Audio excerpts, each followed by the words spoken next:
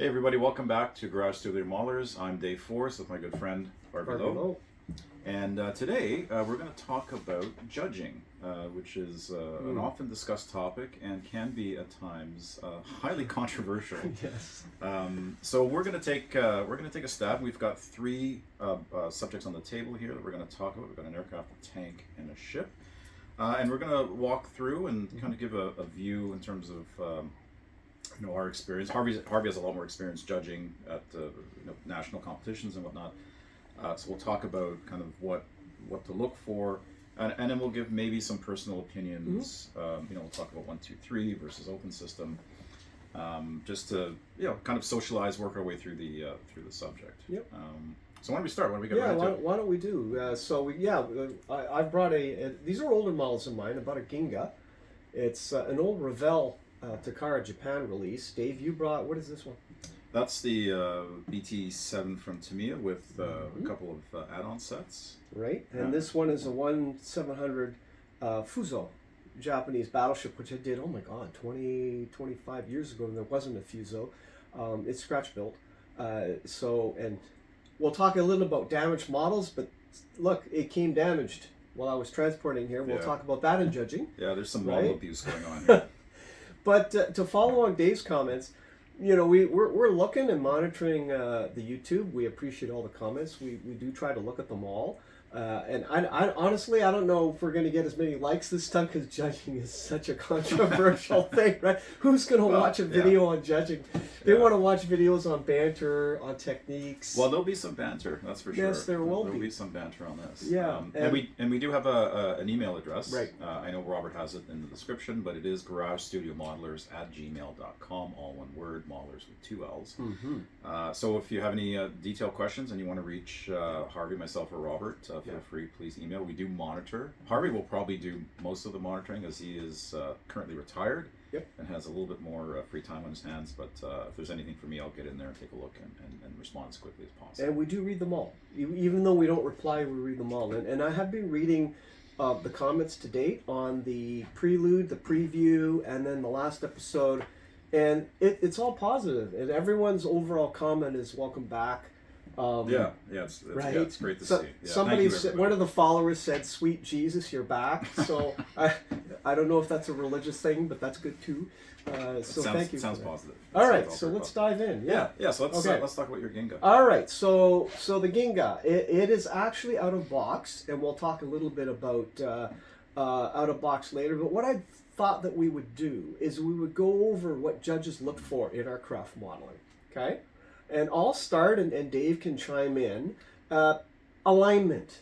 That's kind of the first thing that comes to judges' minds. If you go to a show like the Nationals, or even a large regional show, or even a local show, judging will just start with alignment. They call it fit and finish, and it falls under the class of fit. And generally what you're looking at is to make sure that the wings have the proper dihedral. That's for aircraft. That's a must. Now, if they really get specific, some of them will actually bring rulers and look at the tip to the ground, right? Does this side match the other side? How does this align with the rear stabilizer? Is this vertical stabilizer properly vertical in a head-on view of the model? Those are some of the things that I look for. And generally, are the propellers aligned and correct the right way, perpendicular to the engine nacelles? So fit and finish is usually the destroyer of you're not going to place. It may look great on the table, but they're after fit and finish. Now, I would argue, and we'll talk about this later, I'll do a placeholder, this is a Revell kit that actually goes together really nice. Like a Tamiya kit, like an Edward kit. What's the vintage of the kit? Oh my god, this one is 1972 or 73. Wow. It came out with the There's like T45. rivets. There's like rivets on this. Yes. Like this almost looks like a modern. It's very Edward. nicely. Yeah. Thanks. You're right. It's a very nicely surface detailed model. It is not the Hasegawa release. It came out with the T45 Torio, the Nick, and it came out with the beautiful Sally, which we have a new one, by the way, by ICM. Those three, and I believe a Helen Helen came in. all too. in the same type, the same quality. Yeah, fit. more or less. The Sally was the best, Well, and it still fetches prices. This is banter. So, by the way, you know that there's no rehearsal to this. We just keep going. off the cuff, right? Off the cuff. So alignment is a must on aircraft. That's what the guys look for under the fit category. Now here's a trick. Since we're bantering, if you find that you've finished your model and this wing sits a little higher than the other wing, I always say that the best trick for a modeler is to hide your mistakes. So one you can do is you can actually sand under the wheels a little bit on one side to bring this wing tip down. That's less noticeable, and in reality, these tires would be differently inflated. So there are tricks to getting your alignment right, but get your alignment right. And you could put it on a base too. I mean, you could Oh, do the same thing good with point. the base. Right? Good point. Right. Because they're not going to yeah. pick it. Usually, they're not going to pick it up and move it. No. Right? They'll look at it on the base. They'll They'll look at it manipulate on the base. base, yeah. Right? That's probably the best. That's probably the safest thing. And when you're building, when you want to do alignment, I use a mirror. Mm. Right? Put on a mirror, measure it all. Now, I was going back to perfectly fitted Tamiya and Edward kits versus limited run resin. That they're different types of models, but oddly, we'll talk about it later, they're in the same category, which I don't necessarily agree with, because some Tamiya kits will have the wings slot in less than 2 seconds. You build a resin one, Yeah, it could be it's anything but 2 seconds. Oh. yeah. so alignment. But that's a great point, right? And that maybe let's dive into that now. So, it's hard to understand what goes into building a kit under the paint. True, very true. Right? To, Yep, to your yep. point about if it's a resin kit versus a plastic, Yep. and sometimes I feel that gets overlooked a lot.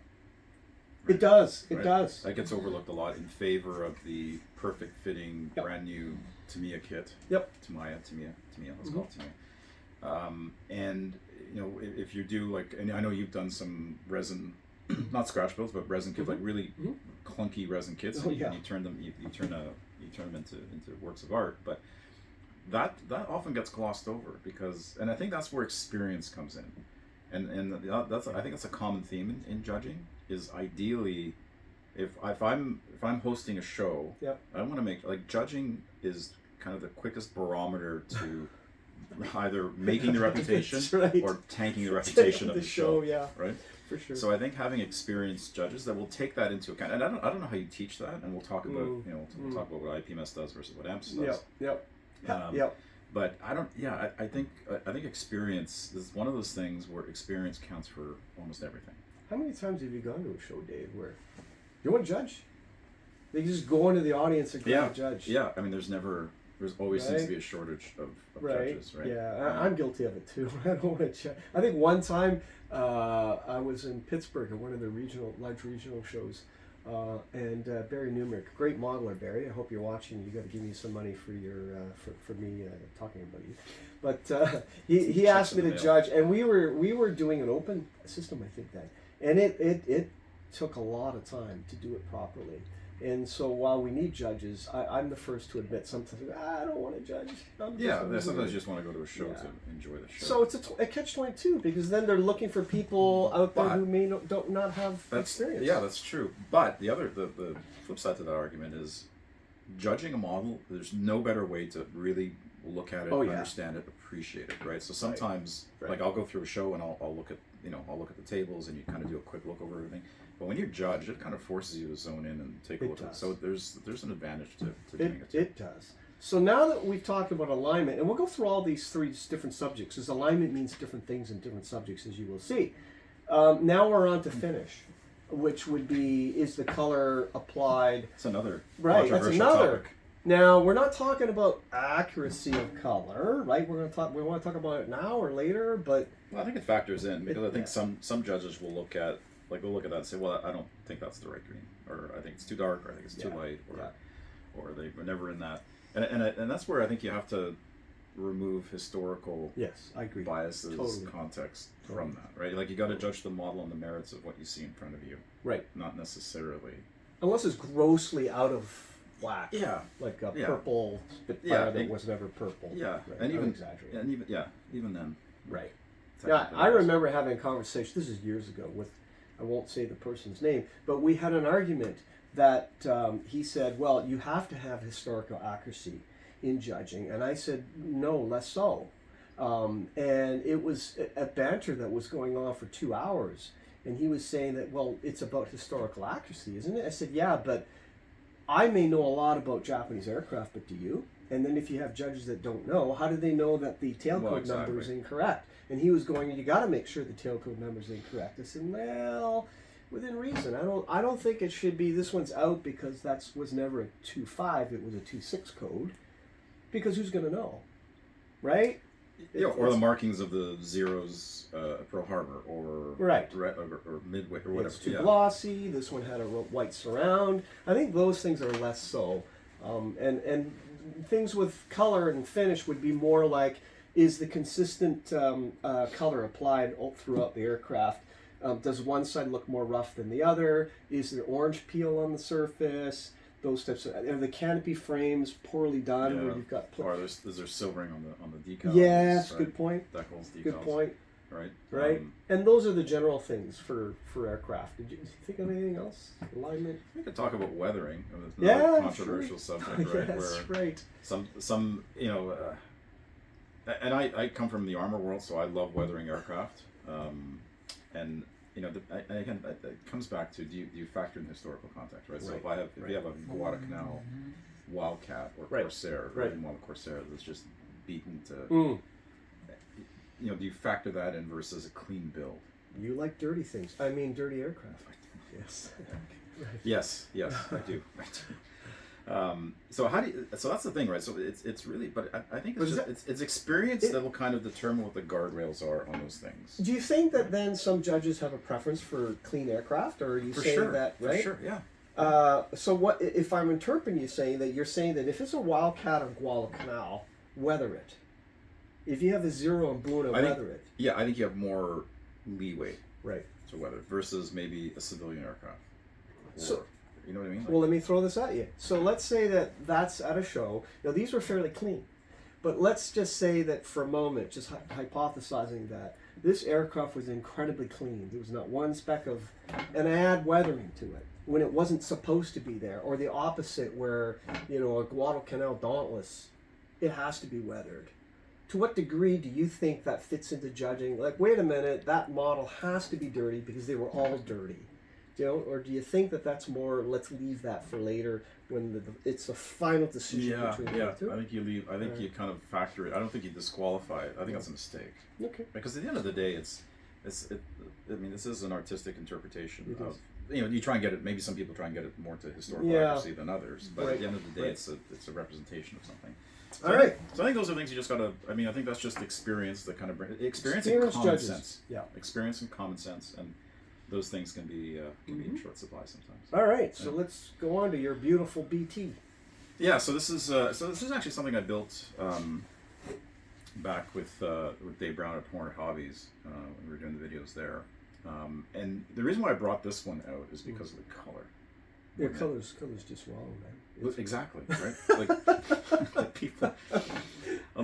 people would, judges might look at this, or what shows might look at this and say that's too bright, that's too garish, gaudy a green, and maybe it is.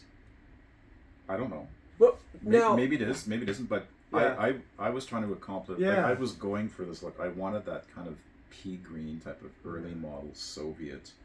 And I think you see examples of that. It's hard to tell from pictures because even the color ones are off, and quite often you see them in the field. They're quite weathered. Yeah. But this was the look I was going for. Now, I could see how a judge would look at this and say, "That's too garish." Right? It's too. But did you not wait? Oh, by the way, Robert, our producer, mentioned that these did have different colors and they aged Yes. by UV and all that. Yes, But you did. did this win? Was it Best Armor at some show? I can't. Yeah. So yeah. And then it won. Yeah, so one show, right, it wins Best Armor, and Yes. another show it doesn't even place. Doesn't place. Right, so Right. any given Sunday. Any given Sunday, I like that term. Right. Any given Sunday, guys. Any given Sunday, right? Who knows what's going to show up? Who knows the judges? What It's they're going to happened look to me. for? What's going to speak to them? What's going to resonate? So Yeah. if you do well, just because you do well at one show, by no means guarantees you're going to do well at another show. Right. It really kind of depends on, Right. to some degree. Yes, Right. And yes. sometimes there are consistent winners. But So you're saying that if you're judging this, the color of it would be less of a priority. yeah. Me, I wouldn't look at Right. unless it's unless it's so way off. stark. Like, Right. and some people may look at it and say, well, it's way off. They should be darker. It should be duller. It should be Yeah, but how do we know? yeah. For old World War II Soviet tanks, Yeah. it could be anything. I don't think they were in the factories going, it must be this FS color. No, and, You know. and there's all kinds of, documentation reference you can find about, the variability of olive drab, the Right, variability of right. 4BO, Right, right. and then the impact of weather, and even Panzer Gray, right? Right. Well, watch our episode. watch our 50 Shades of Panzer Gray. She's the Panzer Gray, yes. Okay, so what do we look for in armor, Dave, for judging? So I'm a lot about the finish.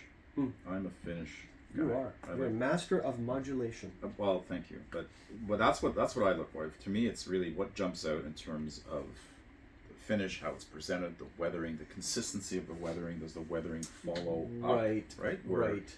If you have a completely clean top of the tank versus a very muddy bottom, the consistency is not quite there. Yes. And I think the other thing I like to do is always put like some type of feature that will draw the judges. Now, maybe on this it's the exhausts, maybe it's the grill, the engine grill back here that I used the Aber set and dented it and put some holes in it to show it went through some action. Tell a story.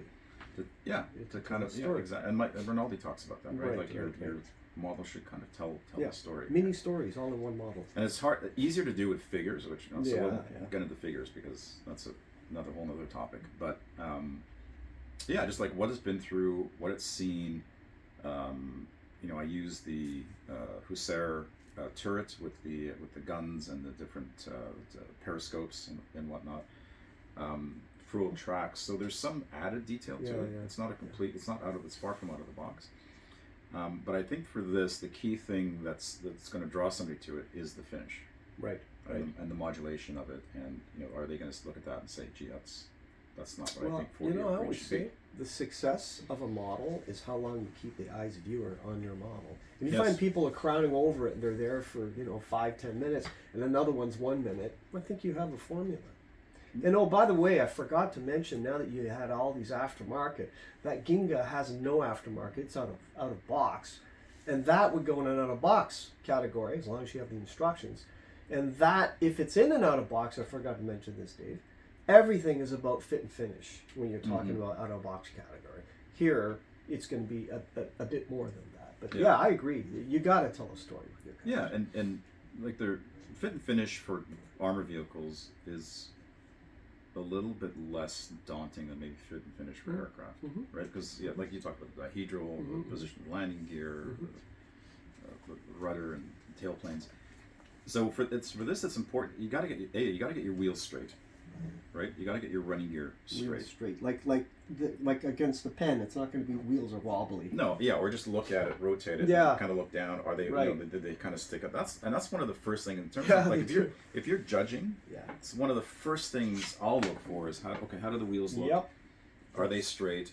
Because when you're unfortunately, and we'll talk about 1, 2, 3 versus open, but if you're judging 1, 2, 3, unfortunately, it's almost if there's a lot of models in the category and there's a lot of work that's competing for 1, 2, 3, you've got to get a little bit ruthless. You have to. It becomes a process of elimination. Right. Outside of splitting the category, you're right. Yeah. Out a model goes. If that wheel's out, then if competition is your thing, and we're not saying that everybody's into it, you're right. Unfortunately, that's out no matter how well it's done. Yeah. Right? Wouldn't that be? Yeah. Like it's the alignment of a wheel that's right off the bat. It's Like if I have two models that the finish looks really good on both of them. There's a decent amount of aftermarket or added work that's done to it. The painting is consistent. The weathering is consistent.